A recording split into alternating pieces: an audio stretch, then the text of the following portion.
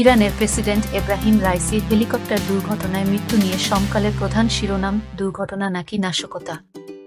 প্রতিবেদনে বলা হচ্ছে, ইরানের প্রেসিডেন্টকে বহনকারী হেলিকপ্টার সত্যিই দুর্ঘটনার কবলে পড়েছিল নাকি এটি দেশটির প্রধান শত্রু ইসরায়েলের নাশকতা, তা নিয়ে জোরালো প্রশ্ন উঠতে শুরু করেছে।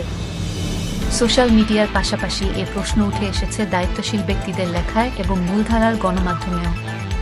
ইরানের সরকারি সংবাদ সংস্থা বলছে, পর্বতে ধাক্কা খেয়ে ভেঙে পড়ে রাইসির হেলিকপ্টার।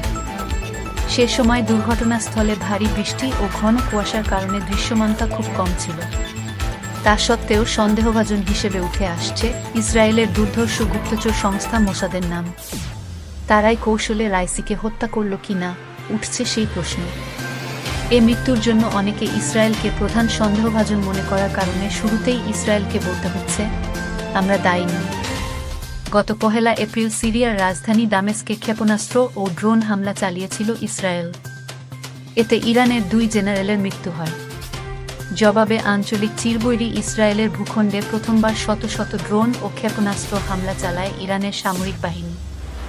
রাইসির নেতৃত্বেই সেই হামলা চালানো হয়েছিল। ইসরায়েলের বিরুদ্ধে ছায়াযুদ্ধ চালাতে লেবানন, সিরিয়া, ইরাক কিংবা ইয়েমেনের মতো দেশকে মদদ দিয়ে থাকে ইরান। ফিলিস্তিনের হামাস ও লেবাননের হিজবুল্লাহরও বড় পৃষ্ঠপোষক ইরান। আর সংগঠন দুটি ইসরায়েলের ঘুম হারাম করে দিয়েছে। ফলে ইরানকে সবসময় ঘায়েল করতে সচেষ্ট থাকে ইসরায়েল। এসব কারণে রাইসির হেলিকপ্টার দুর্ঘটনার জন্য তেল আবিবকে দায়ী করেছেন ইসরায়েল বিরোধী কর্মী ও ভাষ্যকাররা।